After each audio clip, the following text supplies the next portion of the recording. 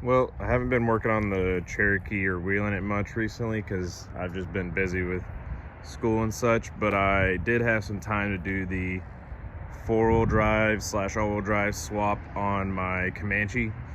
I used the transmission from a YJ with an external slave bell housing swapped on it, and a 242 transfer case out of a ZJ,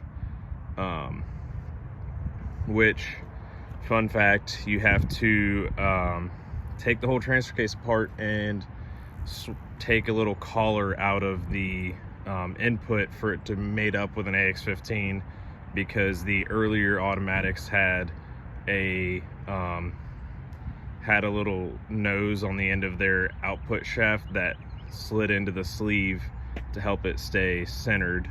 But anyway, so the Comanche's been getting a lot of love recently.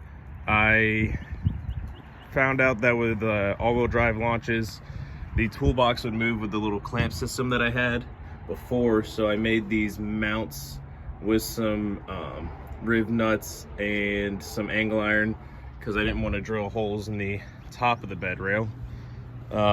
It got a Dana 30, high pinion Dana 30 from a Cherokee in it, and I redid all of the ball joints, the steering, new unit bearings, so really just the chunk and the axle tube is left from the Cherokee. Under here we have the 242 transfer case. The drive shaft for this setup needed to be about 43¼ inches long. I found a Cherokee skid plate for a transfer case skid and put it on here with some rib nuts as well. You can see there's a lot of space between the transfer case and the skid plate. That's because the YJ transmission has a different clocking on the back of the transmission, so it clocked the transfer case up higher, so I had to hammer the floor a little bit to get it to clear. Those wires up there are just the range selection for the 242. I haven't figured out the wiring yet for that to get it to work with the four-wheel drive lights in the Comanche.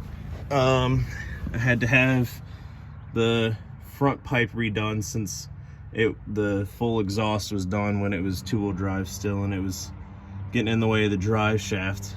You can see here the drive shaft actually has been hitting the floor because of the clocking of the transfer case, pushing it up and out closer to the floor. So I'll need to either clock the transfer case back down where it should be, or I will need to beat the floor a little bit like I did for the transfer case to clear.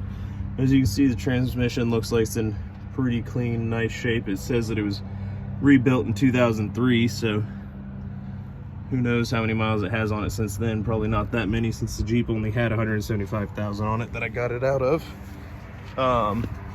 And as a lot of people know, with the Renix beam axles, there is they use the hub with a spindle, so these center caps, you can't put them in. So finally I have all 4 center caps in my wheels, so it looks nice and uniform. But yeah, it's been a lot of fun driving around in all-wheel drive, and I've been impressed with how much torque it has in 4-low. And I used a AZZY design style shift linkage and installed the shifter. I haven't put the mini console back in as well as most of the interior because I've just been chasing leaks and haven't really had time to mess with it because it still runs and drives, so I've been driving it. But yeah, let me know if there's anything else you want to know about the swap or anything else you want to see from it. But that's about it for today, unless y'all leave some comments and I can respond to them. Thanks for watching.